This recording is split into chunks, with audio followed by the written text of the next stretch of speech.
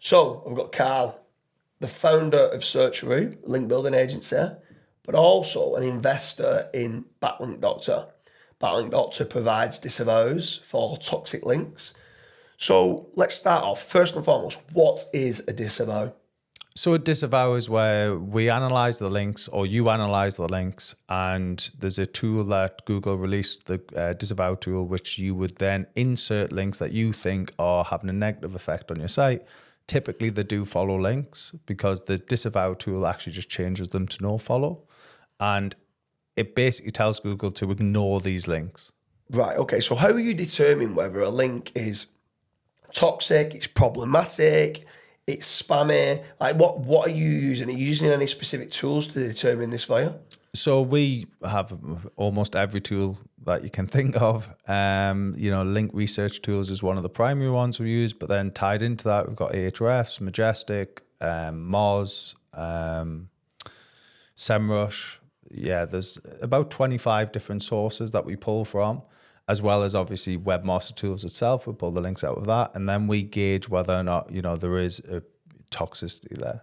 So if I was to try to run my own disavow without using any tools, can that be done? Can I look at something on face value and say, this is a toxic link? No, not really. You would have to have some back-end data. So what about if I just went down the road of, I've signed up for SEMRush, I've got their spam score, I've done a disavow. Have you seen anyone that's used a SEMRush kind of disavow, and do you feel that yours is a better method than just using the spam score with regards to SEMRush? Yeah, so I've seen, the problem is it's almost like too aggressive. I've seen people use SEMRush toxicity scores, but it's just almost far too, it doesn't factor in the fact that you need a toxic link sometimes to rank.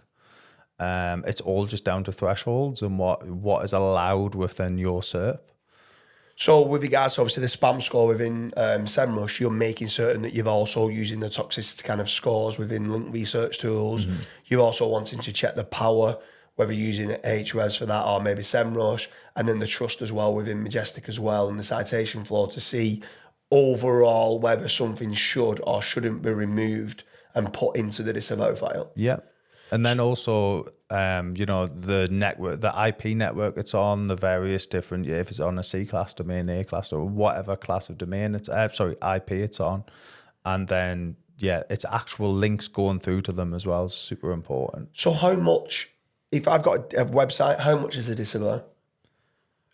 It varies. It depends how big your profile is. If it's, about 1,000 RDs, it's probably only a couple $100. If it's, if it's going to take the team a month to do, it's probably going to be up there in the tens of thousands of dollars. So it's based on the amount of backlinks in the backlink profile, of presuming the bigger the backlink profile, the longer it's going to take you to analyze against all the backlinks. Yeah, because every link's manually checked. So, we don't just bulk delete. We manually check each link. We'll try and load it. If it doesn't load, it'll be marked, and everything gets cross-referenced and marked on the sheet.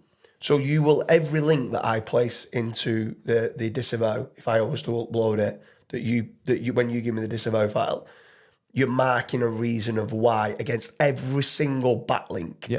So if I've got 5 million backlinks, you would go through the 5 million backlinks and explain, this is because it's bad link neighborhood, this is because it's spammy anchor. Like every single link would be labeled up. Yep.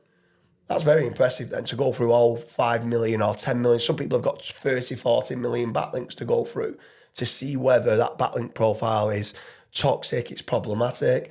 So how long does it take to do a disavow? Again, it's just that it's down to how many RDs and obviously how many cups of coffee our teams had. It all depends. I think one of the biggest took us about 6 to 8 weeks, and I think that was up at the 20 million backlinks mark. So it's a lot of backlinks to go through. And have you found that you've actually recovered websites? So someone's come to you and they've actually had, let's say, an unnatural links penalty within Google Search Console. I'm so surprised at how many, still to this day, manual action penalties, unnatural inbound links penalty in Google Search Console come through to Backlink Doctor as inquiries, and we're fixing the sites. Are you finding that Google are responding faster? Because I knew that a couple of years ago they was quite slow on their responses with regards to these manual actions. So on the reconsideration request, are they starting now to come back and respond and actually lift the penalties that are coming? So I would say with manual actions are different. So manual actions where someone's actually, like a web rate has actually looked at the website and went, no, this is, this needs a manual action made against it. So it hits your site. And then what you have to do is prove to Google that you're fixing whatever it was. So usually it's a pure spam penalty or some type of partial link penalty. So you want to go through, you want to start disavowing links. You want to be proving that you're trying to outreach to the sites and removing links that way. And then what we would usually do, because we tend to, a lot of people are too aggressive with disavow. So, typical website owner, you panic. And then with that panic, you disavow your entire link profile, but actually you're getting rid of the stuff that was good. So what we like to do is we do like a staged approach. So we would do like a stage one where we're basically saying, anything that has high toxicity, no trust, no power is kind of in the bag, gone. Obviously looking at anchor texts that they have as well. And then from that point, we would submit that along with any outreach we've done to the sites to remove the links. And then a stage, depending if it gets to stage 2, sometimes it doesn't get to a stage 2. We have had it where it's just been approved. If it gets to a stage 2, Google will often respond with a list of links it sees as being negative still. So then we can have a look and go, how did they get to that conclusion? Or actually, it's already set up in a stage 2, right? Let's submit a stage 2 disavow. And then usually it doesn't really get past stage 2. It's usually a 2-stage approach. So after I've had my disavow file created, I've uploaded it in Google Search Console. Let's say I wasn't in a manual action penalty then. I just needed a disavow because I thought I was being held back slightly. I'm not getting my best bang for my buck on my backlink profile. I feel like I'm over-optimized in certain areas. I've got a partial match penalty, a classifier on my site-wide of, let's say, minus 20% of rankings. I've gone ahead, I've uploaded my file. Is there anything after it? Like, I believe you've, obviously, the Backlink Rejuvenation pack, and I'm seeing a lot of people talking about this at the moment. Should every disavow go ahead and then have a Backlink Rejuvenation pack, in your opinion? Yeah, so obviously we came up with the Backlink Rejuvenation pack, so it's always great to have that. But what a Backlink Rejuvenation pack essentially does is it's like powering up.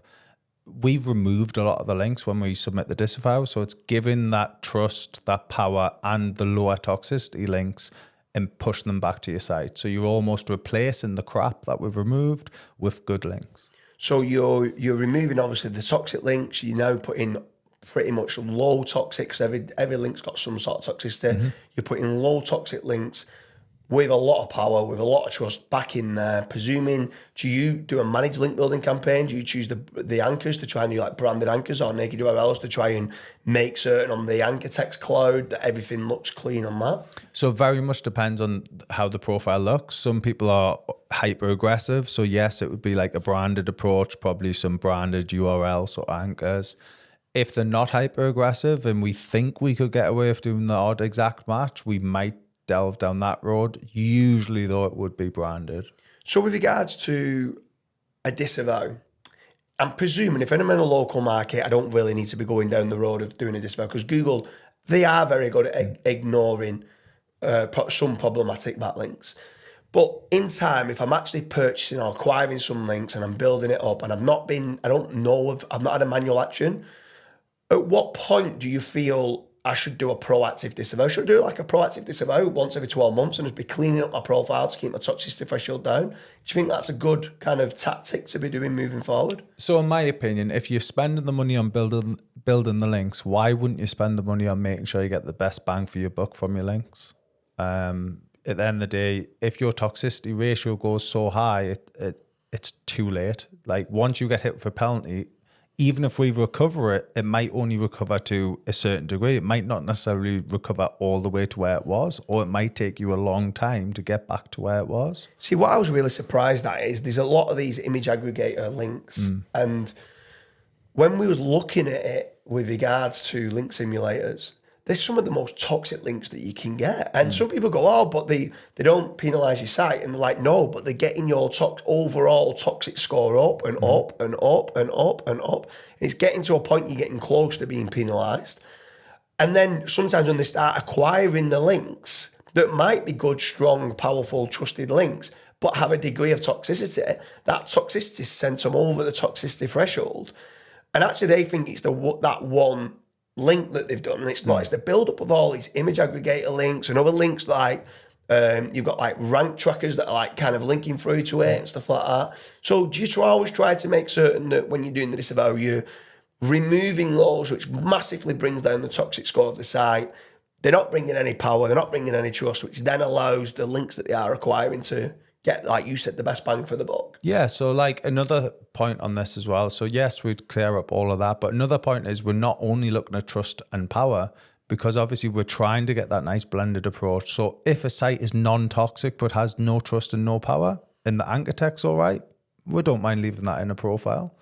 But it's only when it's, you know, it's getting that higher level of toxicity and zero power and trust when we'd probably go, this isn't worth it. So a massive frustration for me within the SEO community is there's certain people in the industry. I want to kind of round it up on this with regards to what your thoughts are about it, right?